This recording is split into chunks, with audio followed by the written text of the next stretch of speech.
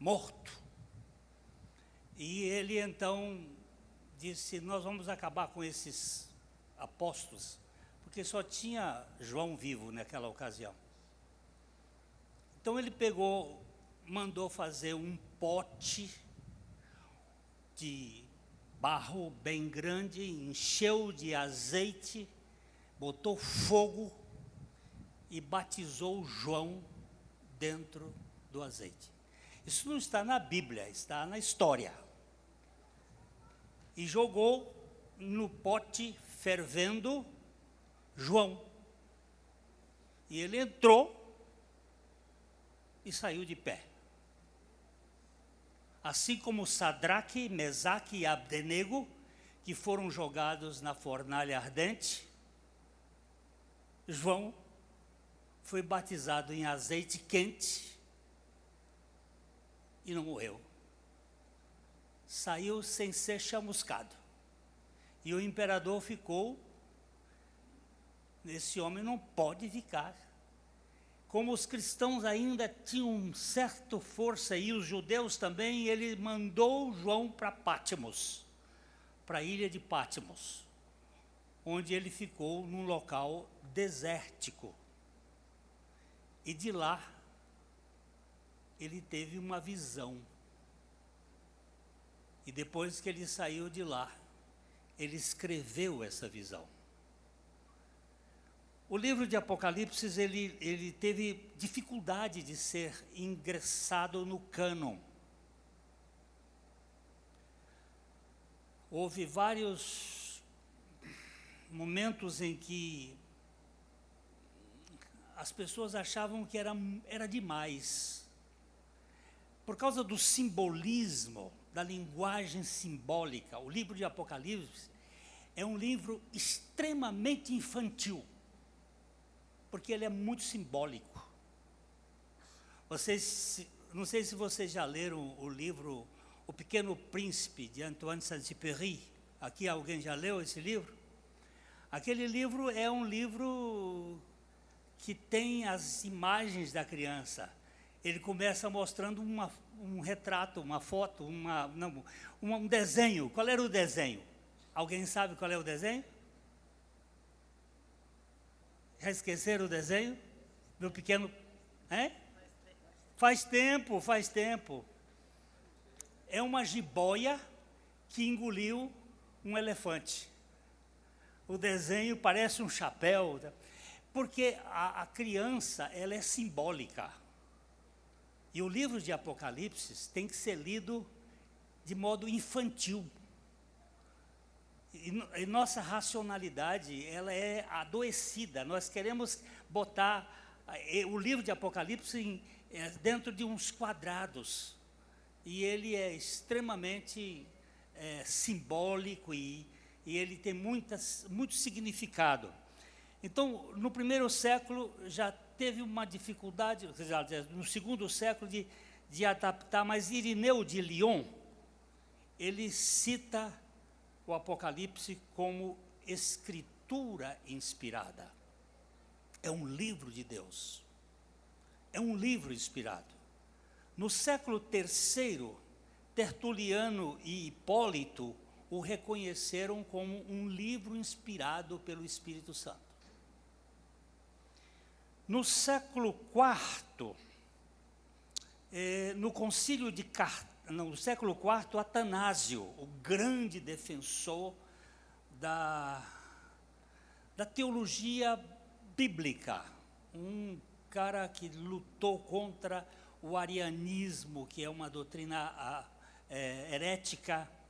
Ele colocou no cano do Novo Testamento e foi oficialmente reconhecido como um livro inspirado por Deus. E o concílio de Cartago, no ano 397, oficialmente reconhece o livro como um livro inspirado por Deus. Mesmo após a sua aceitação oficial, alguns ramos do cristianismo ficavam olhando. Eu tive dificuldade de entender o livro de Apocalipse, porque ele parece As Portas da Percepção de Huxley, ou seja, um livro de baseado, uma espécie de alucinação, por causa da simbologia que ele tem. Mas é um livro extraordinário. Houve 3 razões principais: pela dificuldade na interpretação, pela incerteza da autoria por alguns e pelo uso de grupos heréticos. Muitos grupos heréticos, os gnósticos usaram muito Apocalipse para afirmar que Jesus Cristo ia voltar logo, e aí teve essa dificuldade. Esse pano de fundo que eu estou dando aqui é só para a gente ter uma noção que o livro é profundo, é simples, é maravilhoso, e a gente precisa andar nele com toda a cautela e com todo o prazer. Senhor, abre os nossos olhos, para que a gente veja além da letra, para nós vermos o Senhor, porque este livro não é um livro de mistério, é um livro de revelação da pessoa do nosso Senhor Jesus Cristo. E ele vai trabalhar com o Cristo que foi, que é e que há de vir. Então vamos dar uma lida no primeiro capítulo do livro de Apocalipse. O que nós precisamos é ler, é ouvir e é aplicar, para sermos bem-aventurados. Vamos ler o livro de Apocalipse. Aqui, como ele diz assim, revelação de Jesus Cristo. Por favor, vamos começar aqui. Existe uma diferença entre Cristo Jesus e Jesus Cristo.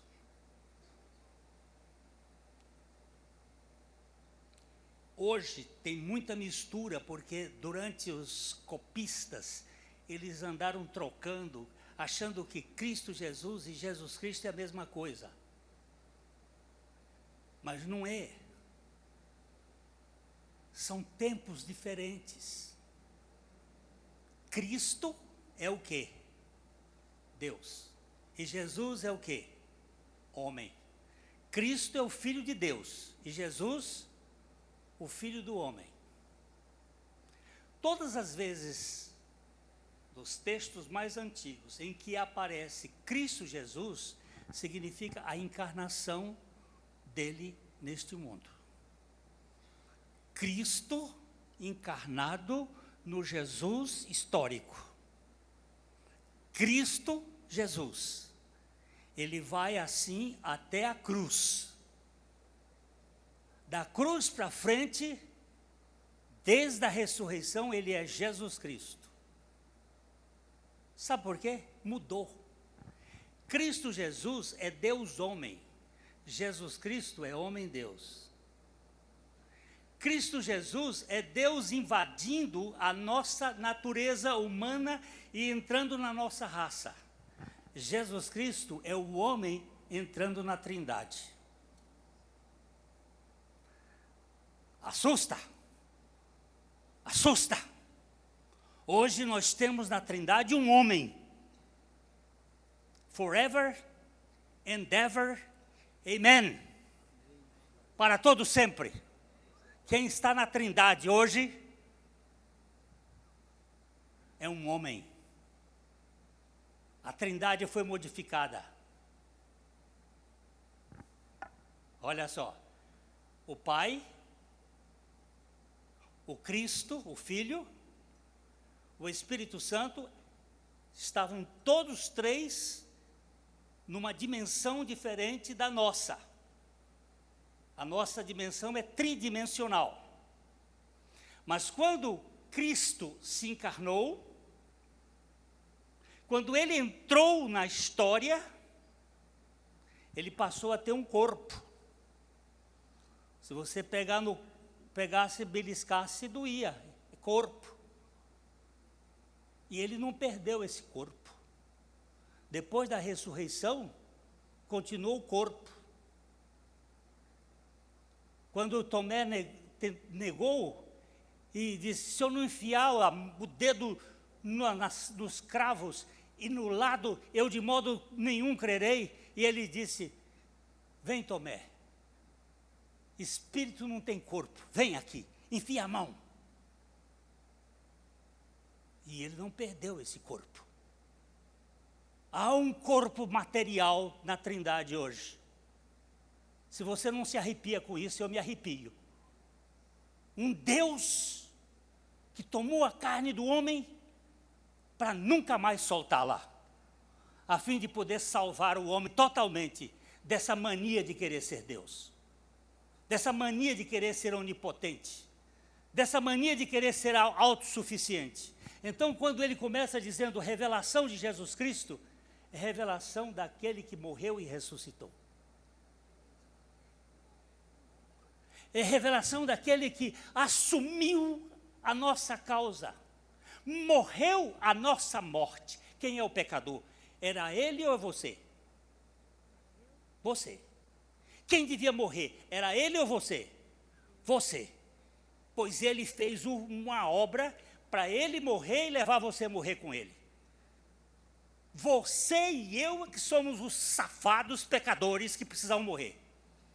E ele nos levou a morrer juntamente com ele, para que na ressurreição ele nos desse a vida dele.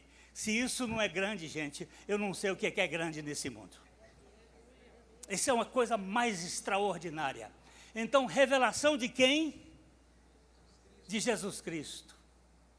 Revelação de quem? De Jesus Cristo. Então, esse livro não é livro de mistério, é um livro de revelação. É um livro, o que é revelação? O que eu tenho no meu bolso? O que eu tenho aqui no meu bolso? Não dá para saber. Não dá para saber, eu preciso revelar. Aqui é uma revelação. Eu tirei do escondido e coloquei diante de você. Tem um lenço. E o livro de Apocalipse vai revelar Jesus Cristo, que Deus lhe deu para mostrar aos seus servos as coisas que em breve devem acontecer, e que ele, enviado por intermédio do seu anjo, notificou ao seu servo João. Onde é que estava João? Na ilha de Pátimos. Fazendo o que lá?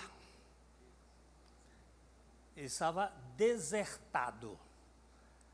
Ficou lá sozinho, para morrer. Porque Domiciano não conseguiu fazer um churrasco de João. Não conseguiu fazer um bolinho de João. Ele saiu dali e ele disse, vamos botar ele lá no confim da Grécia, numa ilha isolada, não tinha um pé de pau. A Clabin não ia fazer nada lá. E esse homem teve uma visão, uma revelação de Jesus Cristo, e traz isto que o anjo deu a ele por Deus para que notificasse aos seus servos. Versículo 2. Você sabe ler? Sabe ler? Então vamos ler juntos. O qual atestou a palavra de Deus e o testemunho de Jesus Cristo quanto a tudo que viu.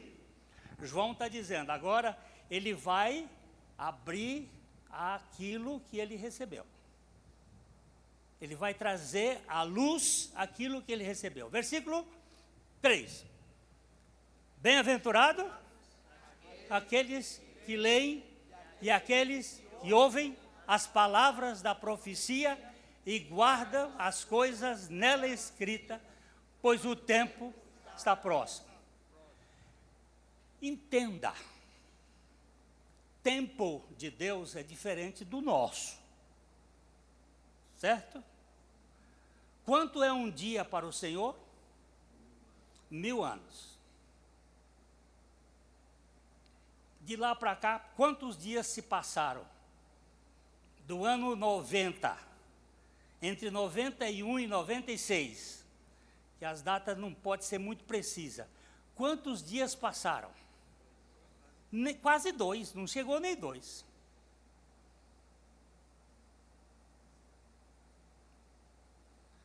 Que a gente está, mas há tanto tempo para ti, que vive na temporalidade, mas para Deus que está na eternidade, é nada. Então ele diz, bem-aventurado, aqui tem um probleminha hermenêutico que a gente, que algumas traduções diz bem-aventurados aqueles que leem. Outra a versão, textos mais antigos, diz bem-aventurado aquele que lê. Porque havia na igreja o leitor da Bíblia. É aquele que lia a palavra. Paulo diz a Timóteo, prossiga na leitura. Que leitura é essa? É a leitura pública da palavra. Bem-aventurado aquele que lê e aqueles que ouvem. E aqueles que guardam. Então, a bem-aventurança ela é tríplice. Na leitura, na audição e no guarda. Na guarda. Na guarda de quê? Nas coisas que nela estão escritas. Pois o tempo é rápido. O tempo é próximo. O tempo está passando. Verso seguinte. João, as 7 igrejas se encontram na Ásia, graça e paz, da parte daquele que é, que era e que há de vir, da parte dos 7 espíritos que se acham diante do seu trono. Aqui ele faz uma saudação e uma indicação para quem escreveu. As 7 igrejas. O livro de Apocalipse, ele está dividido nas coisas que foram vistas, nas coisas que são e nas coisas que hão de ser. O capítulo 1 vai se dedicar especialmente nas coisas que foram. Os capítulos 2 e 3 nas coisas que são. E o capítulo 4 em diante nas coisas que hão de ser. Essa é a divisão que você tem que ter na sua cabeça. Quando você estiver lendo o capítulo 1 de Apocalipse, são as coisas que foram. Ele vai falar daquilo que Jesus fez. Os capítulos 2 e 3 de Apocalipse são as 7 igrejas. Alguém ousa dizer quais são as 7 igrejas aqui? Deixa eu ver. Pela ordem. Não, o pastor João não serve. Pastor João não serve. Vamos ver aqui, os meninos que são estudiosos da Bíblia, quais são as 7 igrejas? Pela ordem. Se disser da ordem errada, eu vou pegar vocês. Primeira, Éfeso. Segunda, Esmirna. Então, não fica olhando lá não, pescando. Terceira, Pérgamo. Quarta, Tiatira. Quinta, Sardes. Sexta, Filadélfia. Sétima, Laodiceia. Éfeso, igreja do 1º século até o século II. Ela vai andando assim. Os tempos eles se imbrincam, assim, eles se misturam. Esmirna, a igreja do século II vai até o século III. Pérgamo, isso aí precisava tempo para ver. Pérgamo significa casamento misto. Pérgamo, casamento misto. Foi quando Constantino colocou o Império Romano dentro da igreja. Fez um casamento do poder político com a vida de santidade. Depois Tiatira, igreja católica. Sardes, o protestantismo. Filadélfia, o avivamento. Laodiceia, eis que vos chamo pelo seu nome. Somos nós, essa igreja que tem nome de Cristo, não, que tem nome de Sardes. A igreja que diz que é rica, diz que é abastada, diz que enxerga, e na verdade ela está nua, cega e pobre, e não tem nada, porque não tem Cristo. Onde é que está Cristo na igreja de Laodiceia? Onde é que está Cristo na igreja de Laodiceia? Do lado de fora. Do lado de fora. Então, o primeiro capítulo fala de Cristo, de Jesus Cristo, do que ele fez. O segundo e o terceiro fala da história da igreja. E o quarto capítulo em diante, João é tirado da terra e vai para o céu e começa a ver as coisas de cima. Acho que domingo nós vamos tratar do maior culto que já houve no universo. O maior culto do capítulo 5 de Apocalipse. Mas vamos lá. Versículo 5. E da parte de Jesus Cristo, a fiel testemunha, o primogênito dos mortos, o soberano dos reis da terra, aquele que nos ama e pelo seu sangue nos libertou dos nossos pecados. Isso aqui é demais. Isso aqui é para a gente dançar diante do trono. Da parte de Jesus Cristo. Lembra-se que Jesus Cristo é o Deus, é o homem que foi crucificado e ressuscitou e está à destra do Pai na Trindade, o Senhor de todo o universo, Jesus Cristo. Da parte de Jesus Cristo, e ele diz, a fiel testemunha, o primeiro ressuscitado. Você sabe que antes de Jesus não houve ressurreição, houve ressuscitação. Há uma diferença de ressuscitação e ressurreição. Ressuscitação, por exemplo, Lázaro. Ele estava na sepultura, Jesus o chamou, Lázaro vem para fora. Ele veio, mas Lázaro morreu outra vez. Isso é uma ressuscitação. Tudo que houve lá atrás, no tempo do profeta Elias e Eliseu, foram ressuscitações. Mesmo aqueles que ressuscitaram, depois que Jesus ressuscitou, estes tiveram ressurreição. Mas ele foi o primeiro. No dia da morte de Jesus, os corpos dos santos que estavam sepultados ali no monte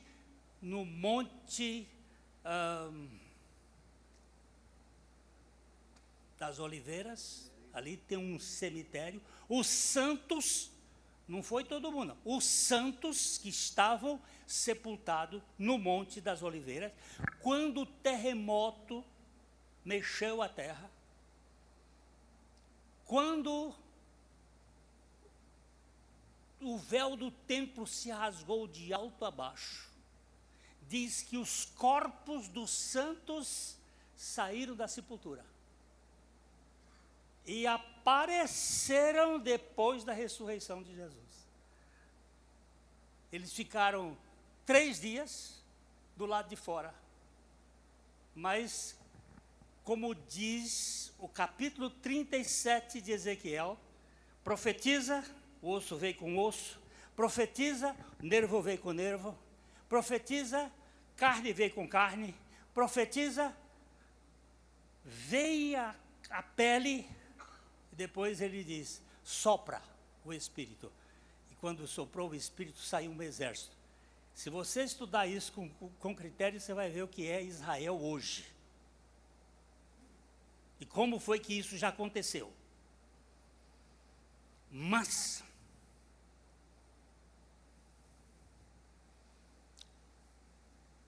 onde é que eu estava? Hein? Primogênito dentre os mortos. Ele é o primeiro. Ele é o primeiro que foi ressuscitado. E ele é o quê?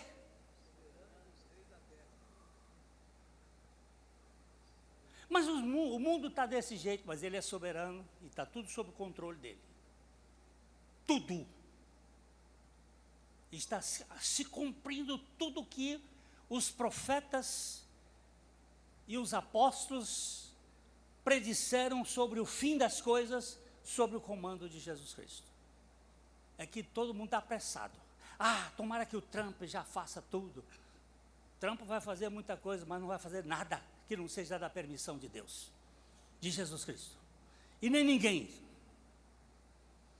Soberano dos reis da terra. Aquele que, agora você tem que parar e ficar uma meia hora. Aquele que, mas agora você tem que tomar posse. Como é que você toma posse? Porque nus é para todo mundo. Aquele que me ama. Se você e eu, presta atenção, se você e eu tivermos a consciência de que Ele nos ama, que Ele me ama, eu vou parar de murmurar, eu vou parar de resmungar, eu vou parar de criticar, eu vou parar de choromingar, eu vou parar dessas besteiras todas que eu gasto tempo fazendo.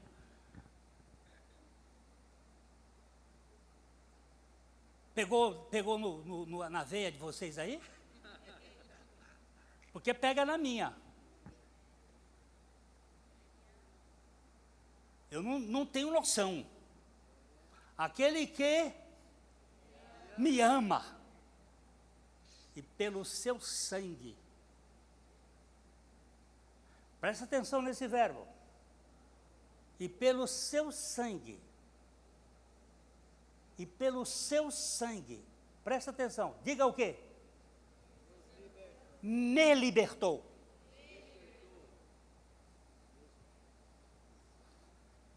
Eu estava vendo ali o povo cantar ainda há pouco. E eu li. Não sei aonde eu li.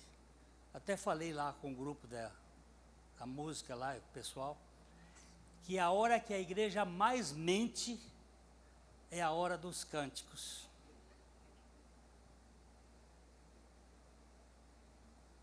É a hora que a igreja comete os maiores mentiras desse mundo. Tem jeito de botar aquela letra que estavam cantando ainda há pouco? Tem jeito aí, meu filho? Queremos o teu nome engrandecer e agradecer-te por tua obra em nossas vidas. Confiamos em teu infinito amor, pois só tu és o Deus eterno sobre toda a terra e céus.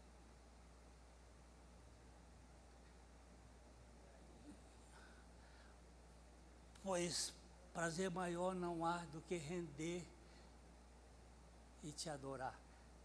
É verdade isso?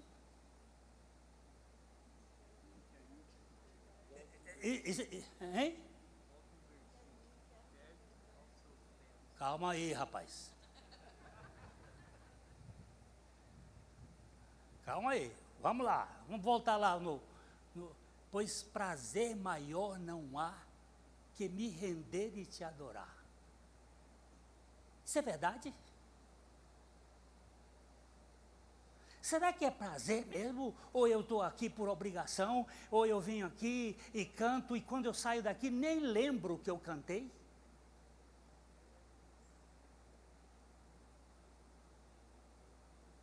Que prazer é esse que foi embora? Parece prazer de orgasmo? Que quando passa, passou? E tem nojo igual o filho de Davi com a irmã?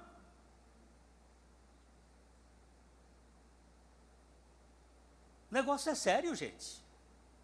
Vida cristã não é brincadeira, não. Pois maior prazer, Senhor, eu quero confessar que eu não tenho esse prazer contigo. E depois ainda vai dizer assim, ó, tudo que há em mim eu quero te ofertar. Criatura, não diz um negócio desse. Porque você sonega. Eu não estou falando de dinheiro. Eu estou falando daquela senhora que o filho dela estava doente. E eu cheguei para ela e disse, você quer entregar esse filho para o senhor levar?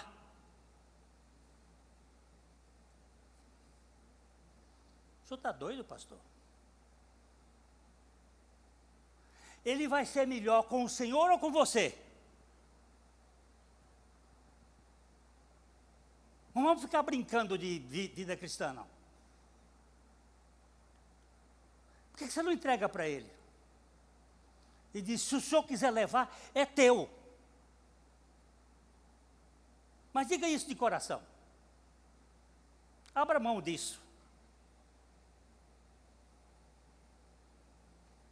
Se ele ficar aí doente, você vai ficar perdendo noite de sono. Mas se você entregar nas mãos do Senhor, quem sabe ele vai curar. Abra mão. Entrega essa criança na mão de Deus. Eu não sei se ele vai levar ou se ele vai curar, mas eu sei que ele vai cuidar. Mas o seu egoísmo é tão grande que você não quer soltar. E ela disse, o que eu faço? Eu digo, eu vou saber. Essa decisão é sua.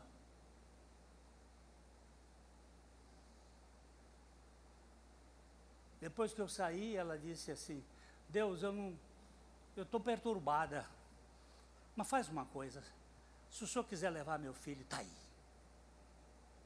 Ele não é mais meu, ele é teu. E naquela madrugada ele foi liberto. Porque Deus faz como Ele apraz. Ele é soberano. Mas quando eu canto isso, tudo que há em mim eu quero te ofertar. Eu disse, Senhor, eu não cheguei ainda nesse ponto. Mas se o Senhor está trabalhando em mim, me faz cantar com o coração. E não com os lábios. Tem mais um pedacinho aí dele? Tem. Mas ainda é pouco. Eu sei. Se comparado ao que ganhei. Meu sapato é que tá bom. Mas se alguém me der uma sapataria, eu jogo ele fora. Porque eu tenho vários para usar. Ele já está meio usadinho mesmo. Eu posso tirar. Senhor, nada em mim vale nada.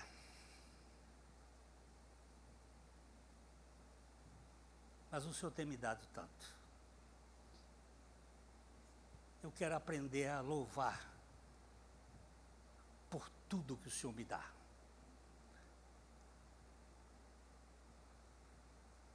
O monge chegou, vinha descendo o rio, encontrou um outro monge que ficava embaixo e os dois começaram a conversar. E o monge que vinha de cima disse, rapaz, a vida está tão difícil. Eu estou comendo uma maçã por dia. Não tenho nada. Eu descasco a maçã e jogo no rio. E o moço de baixo disse assim, ô meu abençoador, é você que está descascando aquela maçã, que eu como as cascas aqui embaixo. Muito obrigado, meu abençoador. É uma história boba, mas que fala muito. Às vezes nós estamos reclamando com a barriga cheia. Ele tinha uma maçã, o outro só tinha as cascas. O que tinha maçã estava reclamando que só tinha uma maçã. E o outro que comia as cascas estava dando graças porque comia as cascas. Vamos voltar para o texto, eu não quero mais mexer nesse cântico não, porque se vocês me deixarem aqui mexendo com o cântico, nós vamos ficar alucinados. Eu estou lá, eles sabem a luta que nós estamos com os cânticos na igreja. Tire isso do povo, nós não podemos cantar essas porcarias. Isso aí só enche a alma das pessoas de ilusão, e não é verdade. Mas vamos lá, versículo 5, da parte que nos libertou de quê? Eu fiz um curso de psicologia, e às vezes as pessoas chegam, pastor, eu queria que o senhor me atendesse lá no seu consultório, como psicólogo. Eu não sou psicólogo, eu sou pregador da palavra. Se você quiser ir lá, eu vou falar do evangelho que liberta você. O evangelho liberta. Eu não vou fazer diagnóstico, porque diagnóstico não salva ninguém, mas o poder do Espírito Santo salva e pode libertar totalmente. E eu fui liberto dos meus pecados. Eu fui abusado sexualmente com 7 anos. Eu trazia um trauma. Eu fui estudar psicologia para resolver meu problema, mas não resolveu. Mas no dia que eu nasci de novo, eu já era pastor, 3 anos no Rio de Janeiro, 1 ano e meio em Londrina. Eu já estava quase 5 anos de pastor, e eu era um filho do diabo dentro da igreja. E Deus me fez nascer de novo pela sua graça. E aí começou a cura dos meus traumas, dos meus medos, das minhas dificuldades. Então, Ele me libertou dos meus pecados. Vamos lá, eu vou até meia-noite, viu? Aguenta firme aí. Verso 6. E nos constituiu sacerdotes para o seu Deus e Pai. A Ele a glória e o domínio pelos séculos dos séculos. Amém. O que você é, criatura? Me conta o que você é. Lê o texto e descobre o que você é.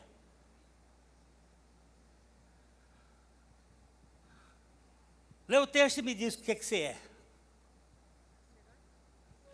Reino e sacerdote.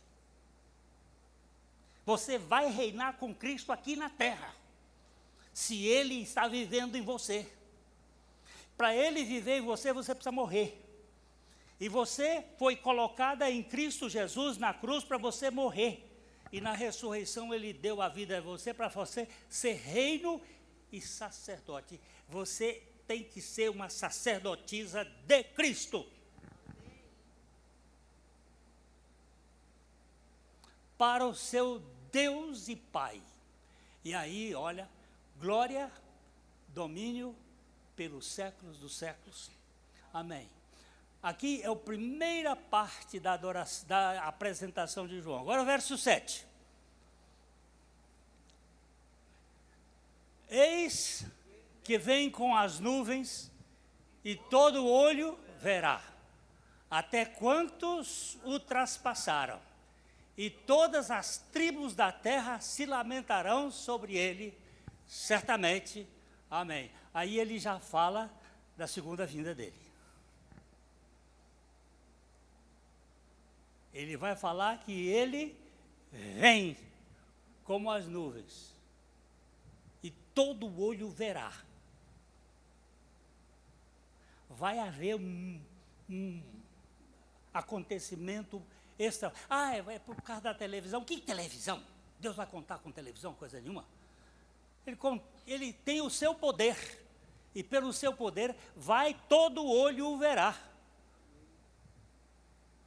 Até quantos o traspassaram, e todas as tribos da terra se lamentarão sobre ele, certamente. Versículo 8.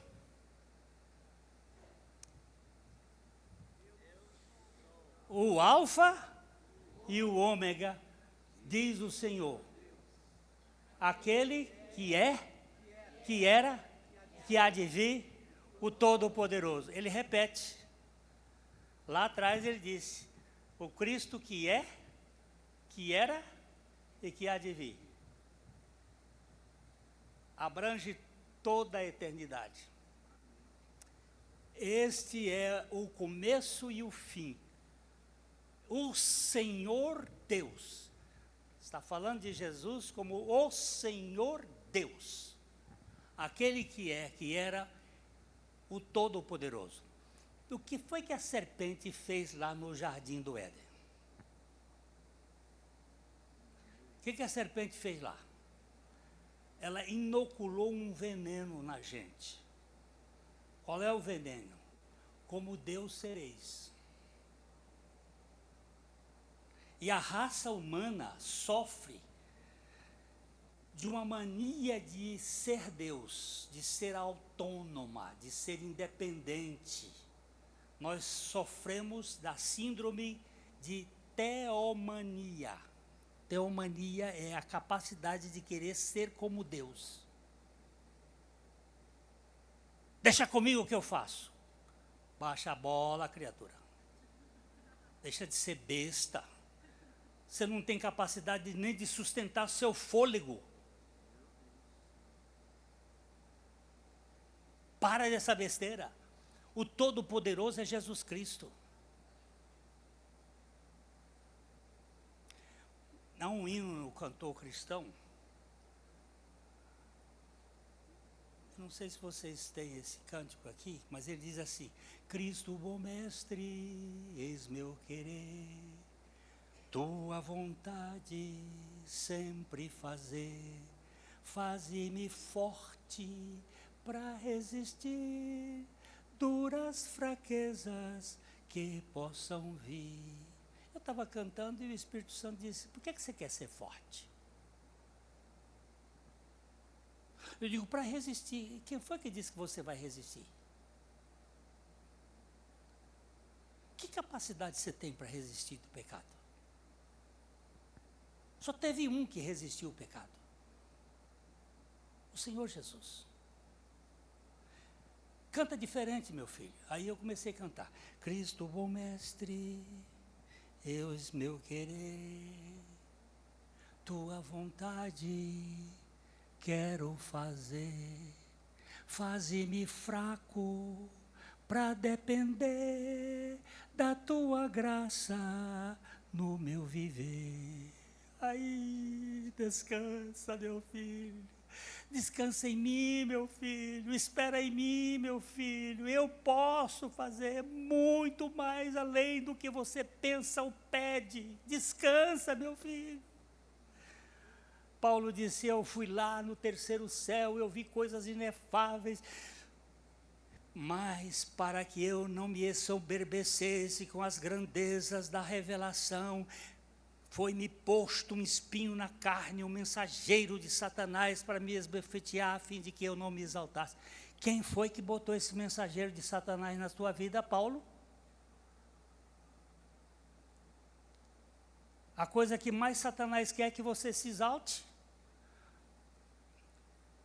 A coisa que mais Satanás quer é que você fique irritado com o irmão, porque ele é melhor do que você, e você fica com ciúme. Ele tem uma voz mais bonita do que a sua, você fica com o cotovelo doendo e blasfemando até. Ele quer acabar com você e Cristo ser tudo em você.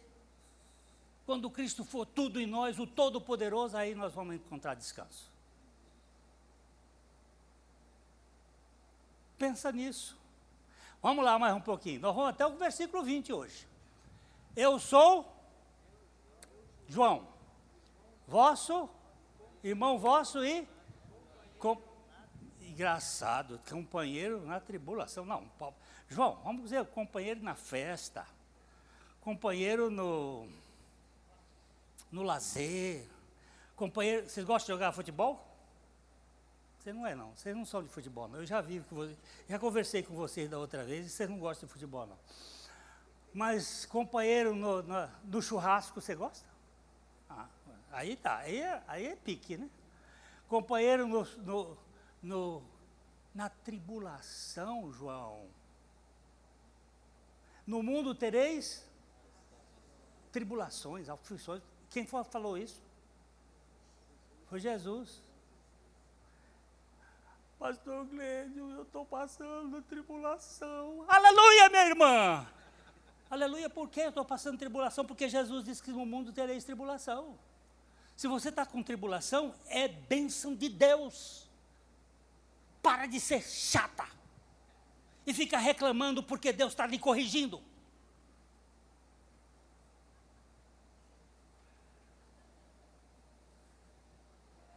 Eu tenho sido tratado, meus irmãozinhos. O cacete desce aqui para valer. Na tribulação, no reino e na perseverança em Jesus. Achei-me na ilha chamada Patmos, por causa da palavra de Deus e do testemunho de Jesus.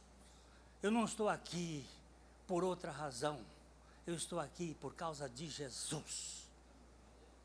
Eu vivo nesse mundo por causa de Jesus.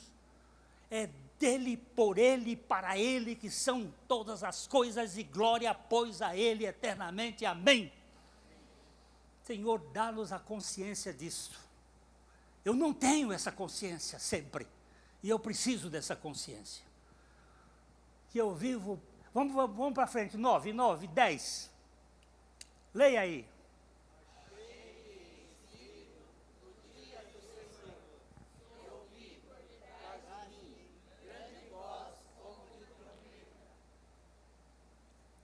Você vê que dia era esse? O dia do Senhor. Aí tem uma briga dos adventistas, uma briga da turma lá dos ortodoxos. Que dia é este, o dia do Senhor? É domingo, é o dia do Senhor. Qual é o dia do Senhor? Segunda, terça, quarta, quinta, sexta, sábado, domingo. Todos os dias são do Senhor, mas esse pode ser um dia especial do Senhor. Todos os dias. Hoje, meu dia... Que dia é hoje? É do Senhor. Amanhã vai ser quanto? Sábado. De que dia é esse? É do Senhor. E eu vou viver nesse dia do Senhor. Mas foi um dia especial para João, que ele achou-se em espírito. Agora, você vai verificar que toda esta revelação se trata de uma revelação em espírito, não é almática. Não é simplesmente racional, ainda que tenha todas essas questões, mas é em espírito. E ouvi atrás de mim grande voz como de trombeta. Eu sei que quando ele ouviu, como é que diz o verso 11? Dizendo, o que é que disse?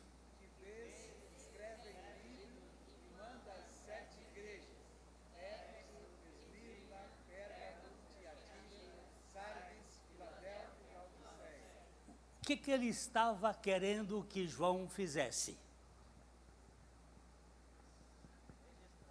Que registrasse, que escrevesse e que mandasse esta mensagem para as igrejas. Quais igrejas? As igrejas da Ásia Menor, estas 7. Quais igrejas? As igrejas de todas as eras, das quais cada igreja dessa representa um período. Cada igreja era histórica e cada igreja falava de um tempo e cada igreja tem uma teologia universal, tem uma mensagem universal para todos nós de todos os tempos. Vamos para o versículo 12. Ele ouviu a voz falando para ele escrever e ele voltou. Voltei-me para ver. Ele ouviu. Primeiro se ouve, depois se vê. Porque a fé é pelo ouvir. Então ele ouviu e depois ele virou para ver quem falava comigo. E? Uau! Candeeiro que fala? Virou e tinham 7 candeeiros de ouro. Vocês se lembram como eram os candeeiros? Ele é um candelabro. A gente tinha que gastar aqui muito tempo para falar do candelabro. O candelabro tinha 7 hastes.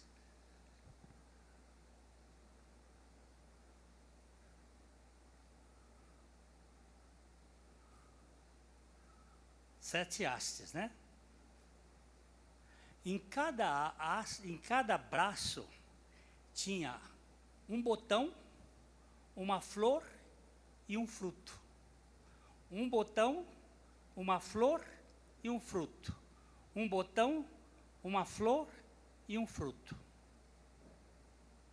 Em cada haste e em cima a luz. Um botão, uma flor e um fruto. Em cada haste, 3 vezes. Então, 3 vezes 3, 9. Então, ali, um botão, uma flor e um fruto, um botão, uma flor e um fruto, um botão, uma flor e um fruto. Um botão, uma flor e um fruto, um botão, uma flor e um fruto, um botão, uma flor e um fruto. 9 e 9, 18. Um botão, uma flor e um fruto, um botão, uma flor e um fruto, um botão, uma flor e um fruto. E 9, 27. Na do meio, um botão, uma flor, um fruto, um botão, uma flor, um fruto, um botão, uma flor, um fruto, um botão, uma flor, um fruto, 4. 4 vezes 3, 12. 27 com 12, 39. Com 27, 60, 39, 66. 66. 66. O que é 66? O que é 66? O que é 66? O número dos livros da Bíblia, gente. O número dos livros da Bíblia. Por onde Deus vai falar para você, criatura? Pela palavra de Deus. 7 candeeiros, todos revelando a luminosidade dos 7 Espíritos de Deus pela palavra. É a palavra de Deus que vai dar luz a você e a mim. Coma a palavra, leia a palavra, medite na palavra. Vamos lá.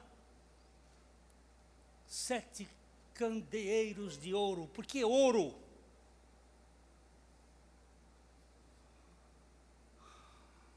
Madeira fala da natureza humana. O ouro fala da natureza divina.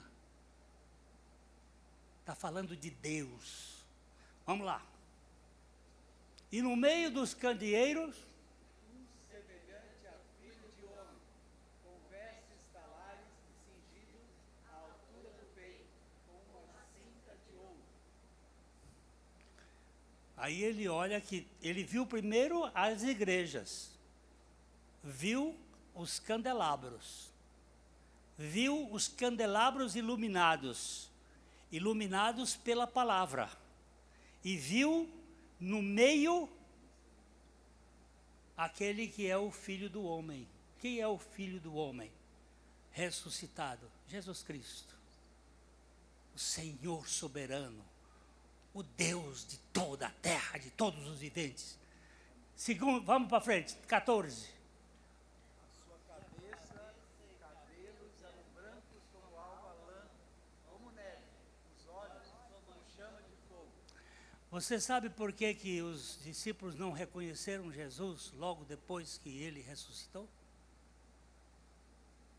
Porque ele envelheceu. ele se tornou cabelo branco, cabeça branca, como lã, como neve, os olhos penetrantes, como fogo. Todas as vezes que alguém tem uma intimidade com o Senhor, ele se prostra. Ele se dobra. Tamanha a realidade espiritual que não dá para a gente olhar. Tão grande que é a santidade dele. Hoje nós falamos da santidade de Deus de modo pueril. Mas vamos embora que eu estou vendo que já tem uns querendo dormir. Versículo, os pés dele são semelhantes ao quê? Bronze polido, como refinado numa fornalha, a voz...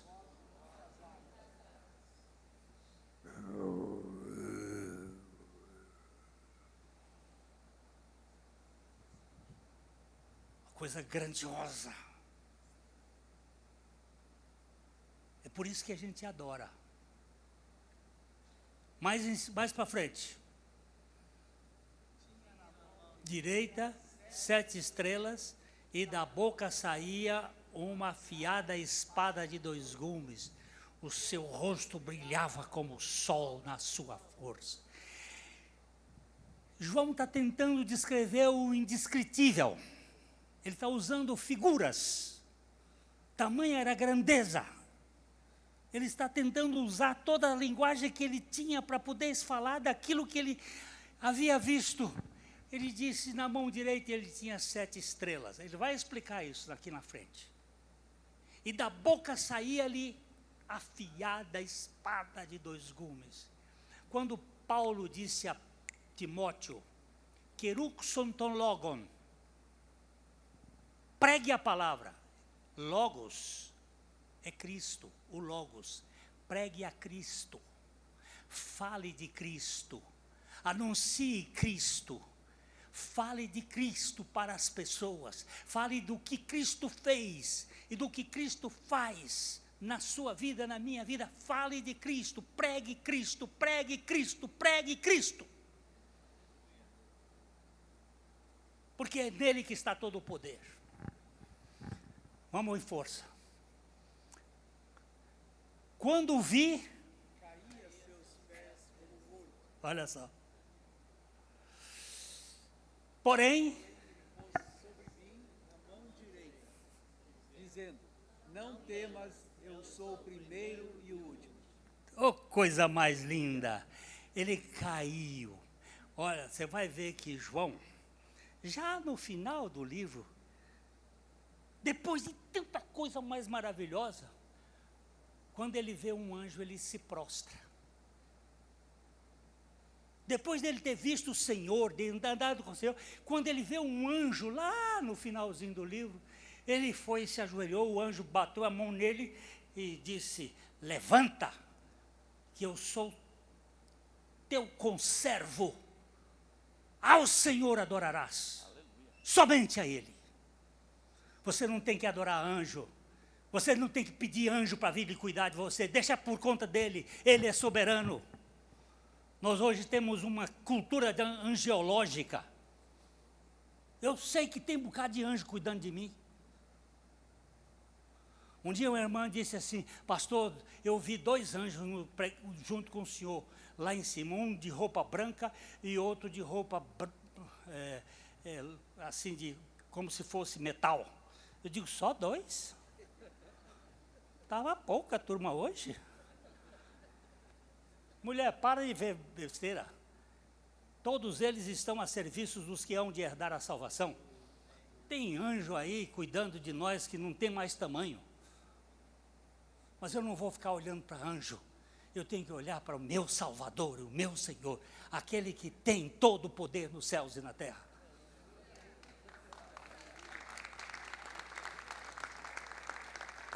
Aquele que vive.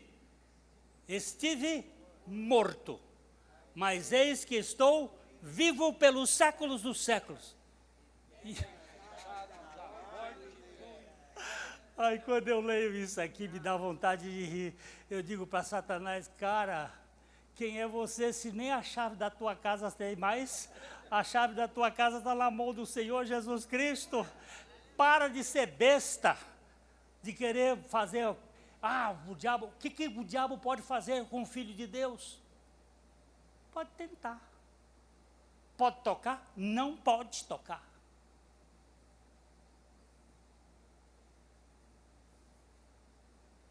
A chave do inferno e da morte estão nas mãos do Cordeiro de Deus.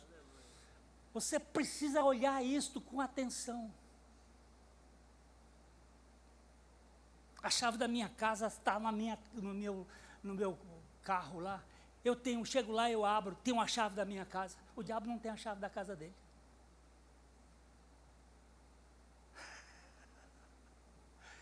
Ou você crê nisso, ou você vai ficar aceitando as besteiras que os homens dizem a respeito desses assuntos, para você ficar com medo. Um rapaz chegou lá na igreja um tempo e disse para um pastor amigo dele, o diabo está vindo me atentar. Ele disse, onde Jesus está na sua vida, meu filho? Ele disse, está em mim, ele vive em mim. Então diga, Satanás, vem brigar com Jesus que vive em mim. Vê se você pode. Para de ficar criando fugas. Quando Cristo vive em você, Ele é todo poderoso. Você crê nisso? Você crê nisso? Você crê nisso? Então não saia daqui. Eu estou com um mundo de problema. Eu sei que você tem problema. Eu vou pedir a Deus que dê mais até você ficar em zero. Para não ficar mais olhando para você. Tá bom, vamos lá. 18, 19. Escreve, pois, as coisas que viste, e as que são, e as que hão de acontecer, Essa é a divisão do livro. O livro se divide disso. Nas coisas que viste, passado. Quais são as coisas que viste?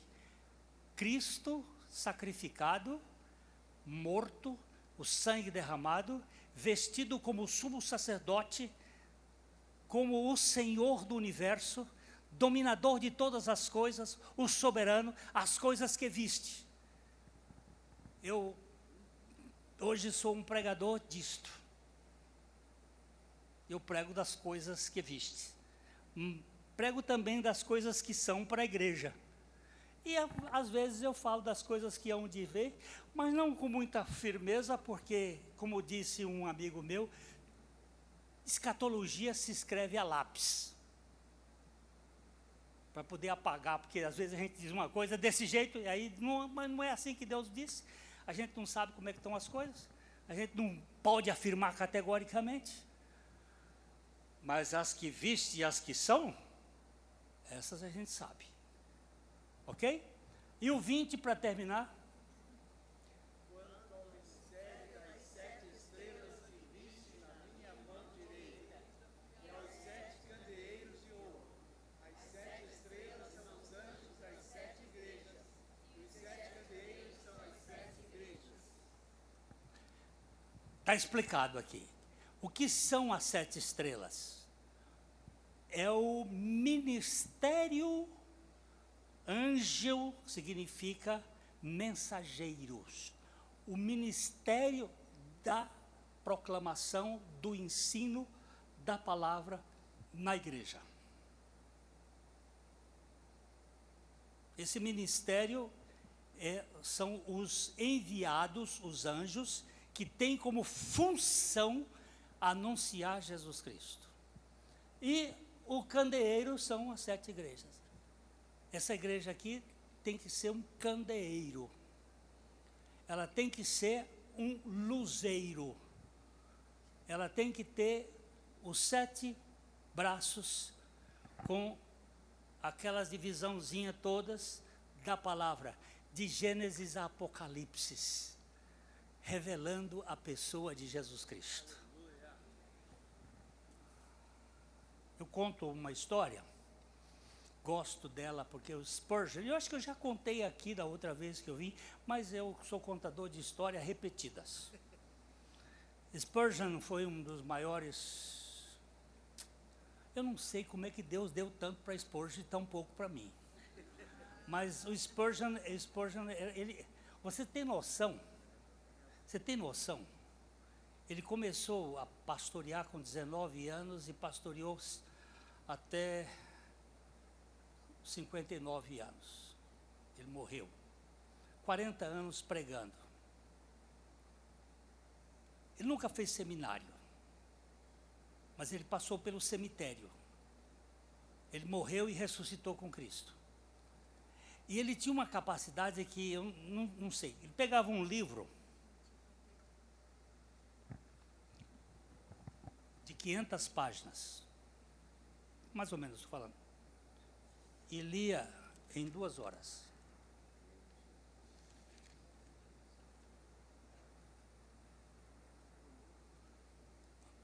Eu não sei como é que ele fazia aquilo.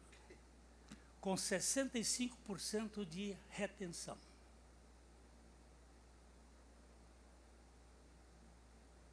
Ele dizia para o Thomas, o seu ajudante, Thomas, vai lá na biblioteca e pega o 5º volume do livro de Matthew Henry e abre na página 578 que eu preciso ver. Aí o Thomas trazia e ele fazia assim. Subia no púlpito e repetia. Eu não sei como é que aquele homem fazia aquilo. Só para contar mais umas coisinhas dele, para poder contar a minha história. Quando ele organizou o tabernáculo, isso aqui é grande, né? O tabernáculo dele cabia 6.500 pessoas. Era grande. Portas estreitas. Não se tinha essa noção de perigo que tem hoje, que se faz com portas largas, com saídas de emergência e tudo. Portas estreitas. Estava inaugurando 6.500 pessoas naquele culto. Um filho de Belial, um filho do diabo, gritou, fogo! O povo saiu correndo. 27 pessoas morreram pisoteadas. E ele gritava do púlpito, não tem fogo, não tem fogo. A partir daquilo, ele passou a sofrer de depressão. Spurgeon não teve um dia mais na vida. Ele passou 2 meses sem dormir. E não teve um dia mais que ele não sofreu de depressão. Acabou com gota. E ele andava pisoteando. Os pés doídos. Aí ele dizia, Thomas, vamos andar hoje? E todo dia ele andava. E andava. Aí ele dizia, Thomas, vamos rir? Ele diz, rir de quê? O Espírito Santo diz para alegrar-se sem cessar. Vamos alegrar. Vamos rir. Porque ninguém pode alegrar sem rir. Aí ele começava a dar gargalhadas. O Thomas dizia, pastor Spurgeon, de que o senhor está rindo? Ele disse, se você não tem motivos, eu só tenho. A mulher dele perdeu, no 2º parto, ela ficou paralítica. Ele cuidava daquela mulher. E você nunca ouviu da sua boca um gemido, uma reclamação, um murmúrio. Depressivo, sofrendo de gota. Tinha 2 coisas que ele gostava muito. Ele fumava cachimbo e bebia vinho. E as pessoas da época não achavam que ele não era crente, porque ele bebia vinho e fumava cachimbo. Porque nosso cristianismo é do lado de fora, não do lado de dentro. E um dia, ele foi comprar o tabaco para fumar o cachimbo dele, e o tabaqueiro disse: Pastor Spurgeon, aquele holandês não tem, mas tem um sueco aqui que é muito bom. Ele comprou o sueco. Voltou outra vez lá e disse: gostei daquele sueco. O tabaqueiro foi e contou para o vendedor que o pastor reverendo Spurgeon gostou do tabaco dele. Na próxima remessa veio: este tabaco é de preferência do reverendo Spurgeon. O Espírito Santo disse: belo testemunho que você está dando de mim. Depois de quase 40 anos, 30 e tantos anos fumando, o Espírito tirou o fumo dele. Porque a obra de Deus não é o pastor, não é o diácono, não é o presbítero que tem que tirar, é o Espírito Santo que tem que arrancar isso de nós por meio de Jesus Cristo.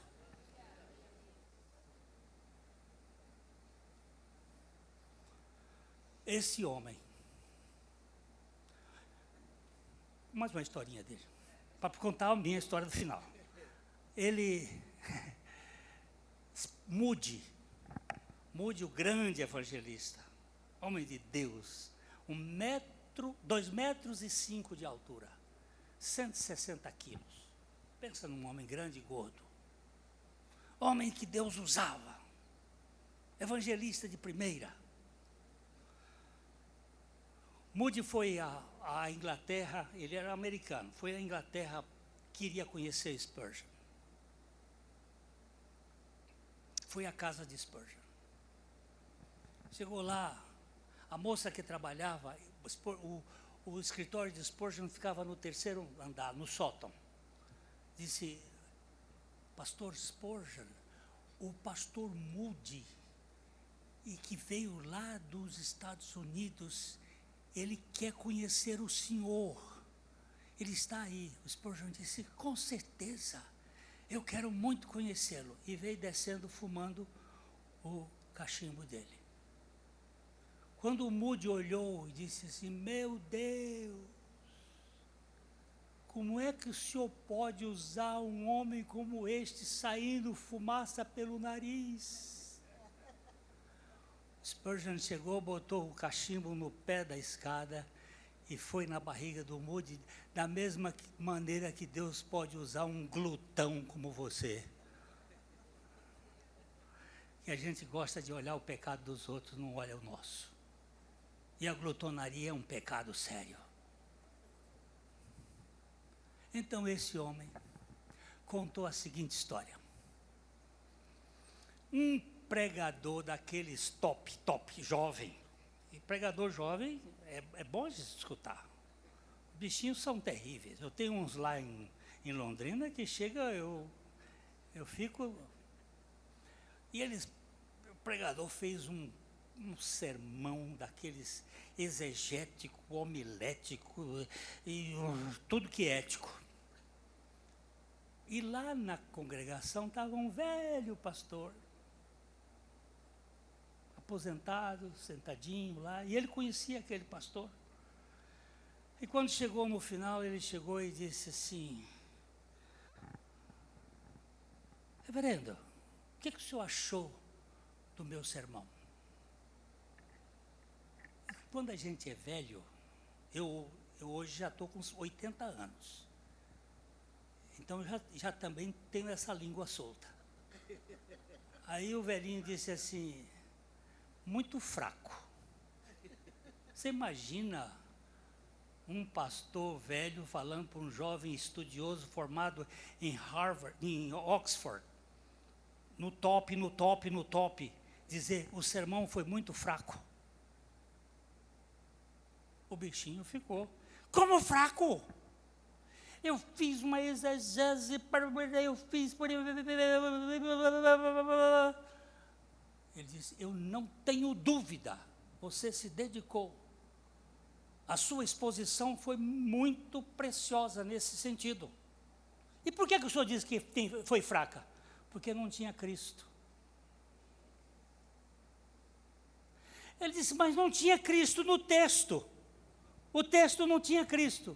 Ele disse: meu jovem, de todas as cidadezinhas, de todas as comunas, de todos os lugarejos aqui na Inglaterra, tem algum caminho que leva a Londres.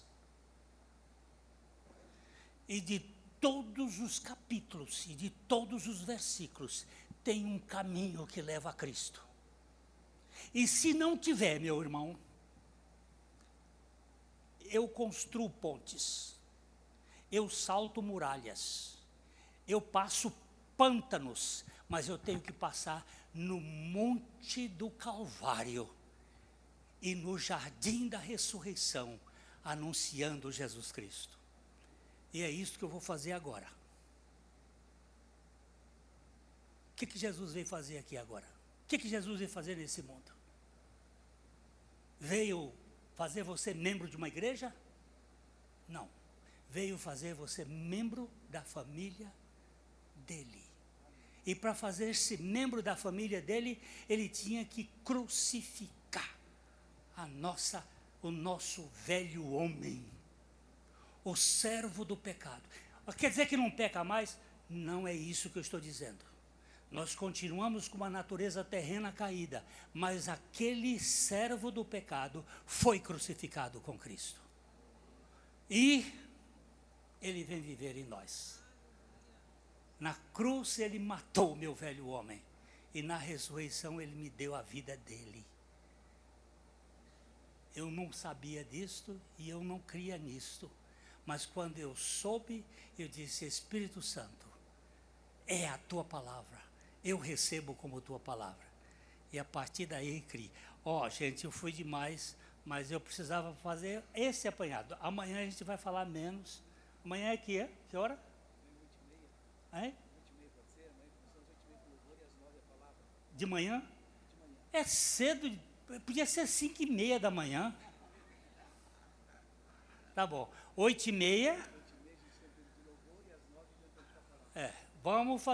Vamos verificar aqui o livro de Apocalipse. Se você tiver, por favor, gente, larga o WhatsApp. Larga Instagram. O John Piper, ele disse que quando você chegar lá no céu vai dizer: Senhor, mas eu não tinha tempo de ler a Bíblia. Ele disse: deixa eu ver seu WhatsApp aqui. Ele disse: olha o tanto de tempo que você gastou vendo Instagram. E você vem me dizer que não teve tempo? Fala Deus. Fala Deus, é isso mesmo. E a gente fica dizendo assim: sabe que esse lugar aqui não é perfeito, mas é o melhor lugar na face da terra, é a igreja de Deus. Entre um futebol e um culto de oração, eu prefiro ficar no culto de oração. Por quê? Porque eu tenho a presença do Senhor, a presença dos irmãos, onde eu posso ser edificado e edificar. Nós precisamos entender isso. Pastor João, desculpa eu tomar muito tempo.